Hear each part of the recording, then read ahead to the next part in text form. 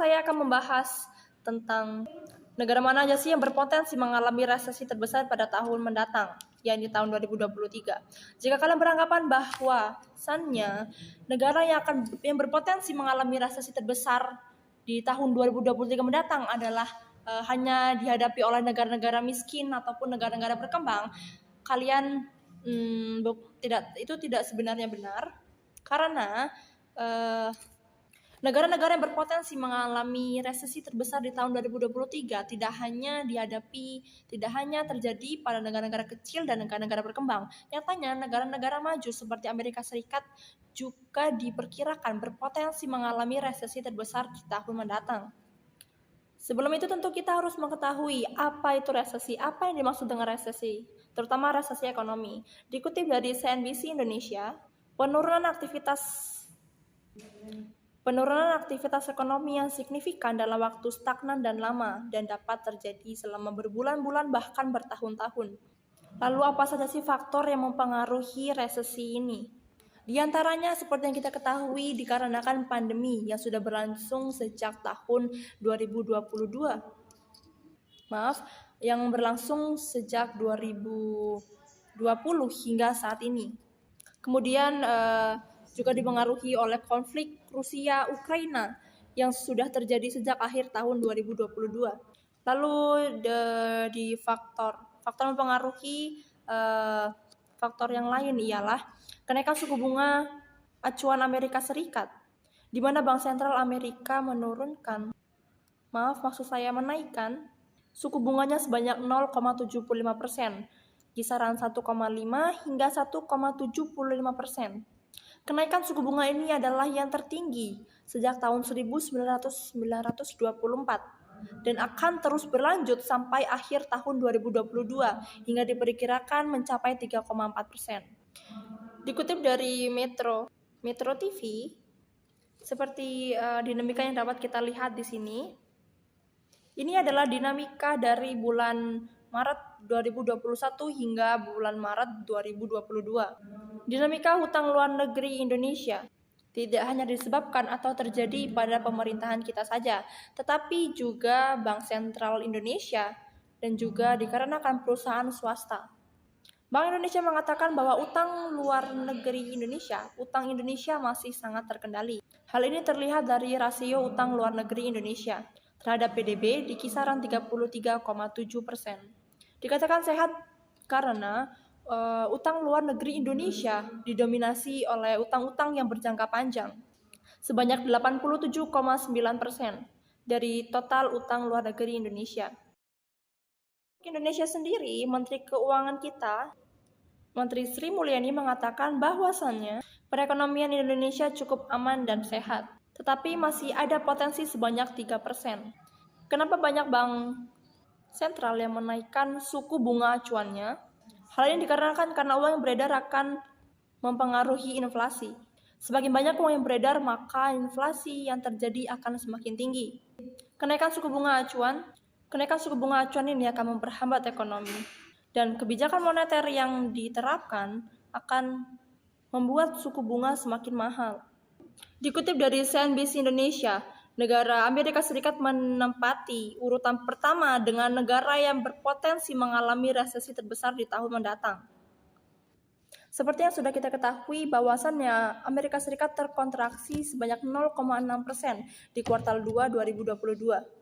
Telah minus sebanyak 1,6% di kuartal 1 2022. Meski sudah 2 kuartal berturut-turut terkontraksi, Amerika Serikat masih tidak mau dan mengelak menggunakan kata-kata resesi. Bank Sentral Amerika Serikat mengatakan bahwasannya pasar kerja Amerika Serikat masih kuat kok. Buktinya ada 315.000 pekerja baru di Agustus 2022. Selanjutnya ada Eropa, yang mata uangnya yakni euro merosot ke level terlemahnya sejak tahun 2002. Kenaikan harga gas alam turut menjadi pemicu ketakutan resesi terbesar. Data menunjukkan perlambatan tajam dalam pertumbuhan bisnis pada Juli, memperlihatkan defisit perdagangan pada 2022 yang disesuaikan secara musiman sebesar 1 miliar euro di Jerman dan juga karena inflasi yang tinggi. Perekonomian Inggris menunjukkan perlambatan karena inflasi yang tinggi. Suku bunga acuan Bank Sentral Indonesia bahkan sudah naik sebanyak 200 basis poin selama 2022. Bank Dunia per Selasa 27 September 2022 yang merupakan 86% output ekonomi dari kawasan 23 negara diproyeksikan tumbuh 2,8% di tahun ini. Merupakan penurunan yang cukup signifikan karena sebelumnya China diprediksikan tumbuh di angka 5%. Hal ini dikarenakan ekonomi Cina yang melemah selama beberapa bulan terakhir dengan menyusul kebijakan lockdown di Cina. Hal ini mengganggu sektor industri, penjualan ekspor, serta komoditas ekspor.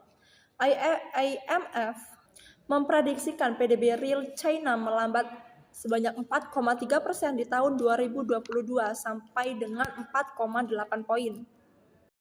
Lalu selanjutnya negara yang berpotensi mengalami resesi terbesar di tahun 2023 ialah Mongolia, di mana diperkirakan kondisi keuangan global atau perekonomian Mongolia yang lebih ketat dan dampak geopolitik memperburuk ekonomi Mongolia yang lemah.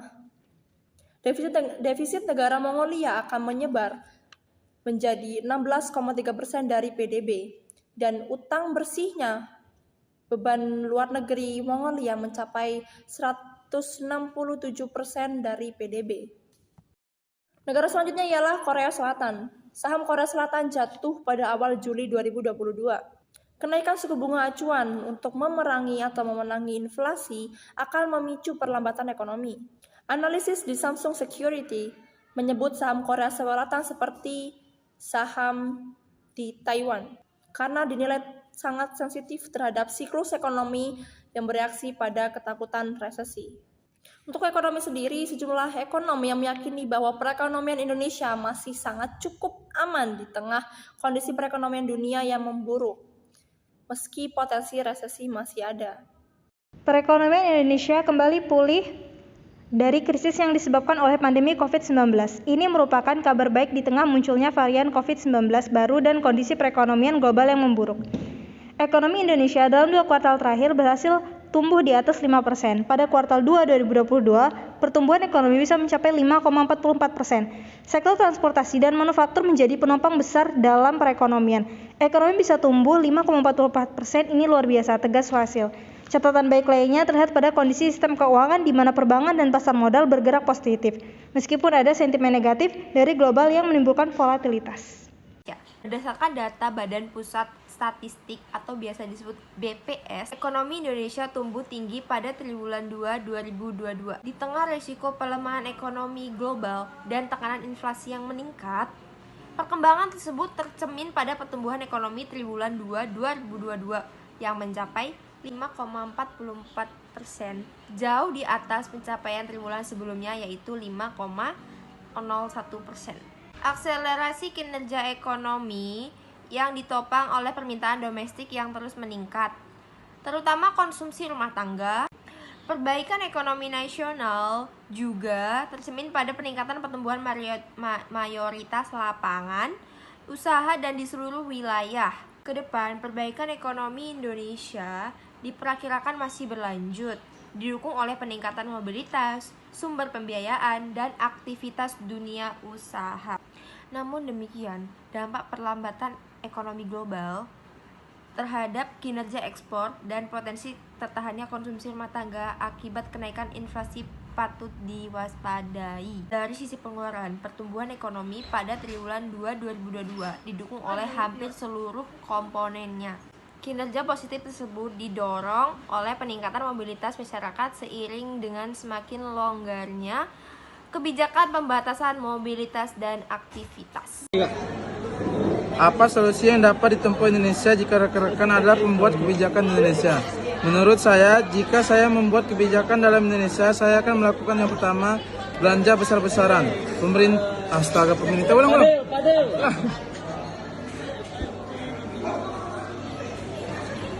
Apa solusi bagi masyarakat untuk menghadapi potensi resesi tersebut? A. Bersiap diri jika terkena PHK. Bank sentral mempertinggi suku bunga untuk menstabilkan mata uang di Indonesia. Di sisi lain, kenaikan suku bunga pula mempengaruhi ketahanan keuangan perusahaan. Suka atau tidak, memberhentikan karyawan adalah langkah terakhir bagi perusahaan untuk memerangi resesi yang akan datang. Dalam hal ini, harus memeriksa resume pada karir, tetapi masih memiliki kesempatan untuk memperbarui informasi pribadi, tingkatkan atau mulai mendapatkan uang cadangan atau cari peluang karir di tempat lain. B. Mulai mempelajari keterampilan yang belum dimiliki atau baru. Dalam menghadapi resesi, kita semua perlu berevolusi. Mempelajari keterampilan baru bisa sangat bermanfaat bagi karir karena membantu memposisikan diri untuk proyek baru dan menggunakan pengetahuan baru untuk bergerak maju. Menunjukkan kesediaan untuk belajar menunjukkan kepada orang lain bahwa menghargai komitmen terhadap karir dan perusahaannya. Mempelajari keterampilan baru dapat mengarah pada karir yang tidak pernah dibayangkan sebelumnya. C. Jangan panik tentang investasi. Sebaiknya hindari menjual portofolio investasi secara massal karena membutuhkan dana baru. Karena ketika ingin menginvestasikan uang untuk pertama kalinya, seharusnya sudah melihat kinerja perusahaan dari penghasilan alternatif selain gaji pokok. Orang bisa memulai dengan menggunakan hobinya untuk memulai bisnis dan menghasilkan pendapatan tambahan. Mengingat dominasi e-commerce yang semakin berkembang, masyarakat juga bisa berjualan secara online. Selain itu, berinvestasi juga menjadi pilihan yang bisa dilakukan masyarakat. Jika bisa mendapatkan passive income atau penghasilan pasif, akan merasa lebih aman. Ada banyak hal yang di internet yang bisa menghasilkan passive income. E. Meminimalkan pengeluaran yang tidak perlu. Jika kondisi normal, orang merasa nyaman membelanjakan pendapatannya untuk hiburan, belanja, berlangganan dan streaming, atau menonton konser. Namun dengan resesi yang mengancam pada tahun 2003, perilaku tersebut harus diminimalkan atau ditunda sementara. Kunci untuk memotong pengeluaran adalah melakukan pemotongan kecil di setiap area dan memotong sebagian besar anggaran sekaligus.